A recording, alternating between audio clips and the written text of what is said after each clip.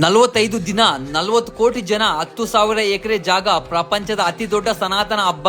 ಇಲ್ಲಿಗೆ ಹೋಗಲು ಪ್ರತ್ಯೇಕವಾಗಿ 13,000 ರೈಲುಗಳು, 7,000 ಬಸ್ಸುಗಳು. ಪ್ರಯಾಗ್ರಾಜ್ ಈಗ ಇದೊಂದು ಸ್ಥಳವಲ್ಲ, ದೇವನು ದೇವತೆಗಳು ದರೆಗಿಳಿದು ತ್ರಿವೇಣಿ ಸಂಗಮ ಮಾಡುವ ಪುಣ್ಯ ಭೂಮಿ. 144 ವರ್ಷಗಳಿಗೆ ಒಮ್ಮೆ ಬರುವ ಮಹಾ ಕುಂಭಮೇಳಕ್ಕೆ ಆಗಮಿಸಿರುವ ಸಾಧು ಸಂತರು, ಅಗೋರಿಗಳು, ನಾಗ ಸಾಧುಗಳು, ಲೆಕ್ಕವಿಲ್ಲದಷ್ಟು ಪ್ರಪಂಚದ ನರಮೂಲಗಳಿಂದ ಬಂದಿರುವ ಸನಾತನ ಧರ್ಮದ ಆರಾಧಕರು. ಯಾಕೆ ಇಷ್ಟು ಪವಿತ್ರ ಮಹಾ ಕುಂಭಮೇಳ?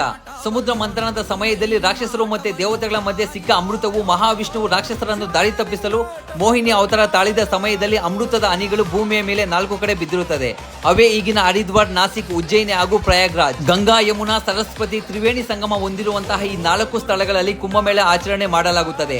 ಆ ಸಮಯದಲ್ಲಿ ಅಮೃತ ಹನಿ ಬಿದ್ದಿರುವ ಈ ಪುಣ್ಯ ಜಲದಲ್ಲಿ ಸ್ನಾನ ಮಾಡಿದರೆ ನಮ್ಮ ಪಾಪಗಳು ಕಳೆದು ಮೋಕ್ಷ ಸಿಗುತ್ತದೆ ಎಂಬುವ ಧಾರ್ಮಿಕ ನಂಬಿಕೆ. 4 ವರ್ಷಕ್ಕೆ ಕುಂಭಮೇಳ, 6 ವರ್ಷಕ್ಕೆ ಅರ್ಧ ಕುಂಭಮೇಳ, 12 ವರ್ಷಕ್ಕೆ ಪೂರ್ವ ಕುಂಭಮೇಳ, 144 ವರ್ಷಕ್ಕೆ ಒಂದು ಬಾರಿ ಮಹಾಕುಂಭಮೇಳ ನಡೆಯುವ ಈ ಸನಾತನ ಆಚರಣೆಯಲ್ಲಿ ಸಾಮಾನ್ಯರಿಗಿಂತ ಅಗೋರಿಗಳು ಮತ್ತೆ ನಾಗಸಾಧುಗಳ ಪಾತ್ರ ಮುಖ್ಯವಾದದ್ದು. ಅದರಲ್ಲಿ ನಾಗಸಾಧುಗಳ ಪಾತ್ರ ಅತಿ ಮುಖ್ಯವಾದದ್ದು. ಯಾಕೆಂದರೆ ಅವರು ನಮ್ಮ ಸನಾತನ ಧರ್ಮವನ್ನು ರಕ್ಷಣೆ ಮಾಡುವ ಒಂದೇ ಗುರಿ ಇಟ್ಟಿರುವ ಮಹಾನ್ ಸಾಧುಗಳು. ಪರಮಶಿವನ ಆರಾಧಕರಾದ ಇವರಿಗೆ ಓಂ ನಮಃ ಶಿವಾಯ ಅಂತ ಕಮೆಂಟ್ ಮಾಡಿ ಗೌರವ ತಿಳಿಸಿ ಫಾಲೋ ಮಾಡ್ಕೊಳ್ಳಿ. ಧನ್ಯವಾದಗಳು.